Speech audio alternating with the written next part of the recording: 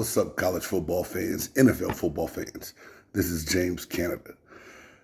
Unless you're living under a rock, you know what's going on with Jalen Carter.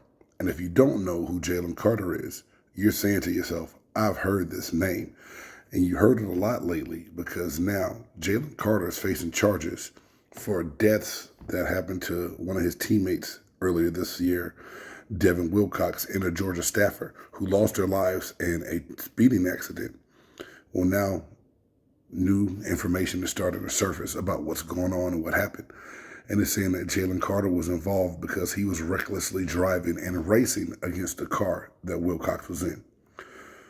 You know, there's three words that have been uttered to me a lot, and I say a lot to my students now: choices, decisions, and consequences. Now, I wish I could take credit for these three words and how I use them as teaching moments now. But it all came from the 1998 NFL Rookie Symposium when they told us, guys, there's choices, decisions, and then there's consequences. Be careful and cautious of what you do. Now, here it is, the NFL Combine's going on, and Jalen Carter was set to interview and work out in the next few days in Indianapolis for NFL teams. Carter since left Indianapolis and returned to Georgia to turn himself in to face these charges. He turned himself in and he's already been released. But here it is, a guy of this talent and the magnitude he plays at is considered by a lot of NFL scouts as one of the best players in this year's NFL draft, that he could be the number one overall pick. Is that going to happen now? We don't know what's going to happen now because of the choices and decisions that he made. But before we start being really hard and harsh and passing judgment on Jalen Carter, think about this. What's some of the dumbest things you've done when you're 21, 22 years old? I know for me personally, it's only by the grace of God that I'm here today, able to sit up here and talk about this.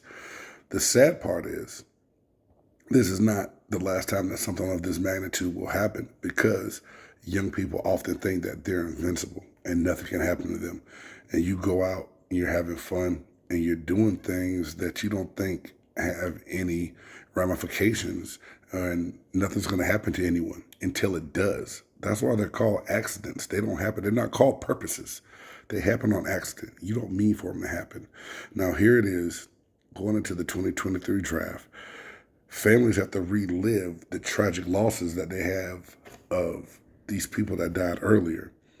You have to relive the whole situation and play it back in your head of how you were involved with it. Because I know at the end of the day, it can't be easy for Jalen Carter to have to deal with knowing he played a part in one of his teammates dying because they were recklessly driving. Things happen, I know that. But at some point in time, we've got to stop and think of what the outcome will be for other people, not just ourselves. And like I said, I don't pass judgment because I've been young before. I've done things to where it's like, thank you, God, for getting me home and out of the situation. It's going to be a lot of news on this stuff coming around, and you can get a whole lot more details from other media outlets that's going to give you more specifics.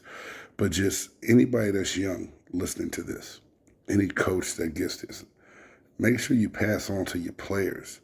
Choices, decisions, consequences. We're all responsible for our own actions, and we have to do the right thing if we want the right outcome. Hey, this is James Canada, former Buccaneers defensive tackle, and this is Game's Extra Point. Choices, decisions, consequences. Jalen Carter made the wrong decision. What's going to be the consequence?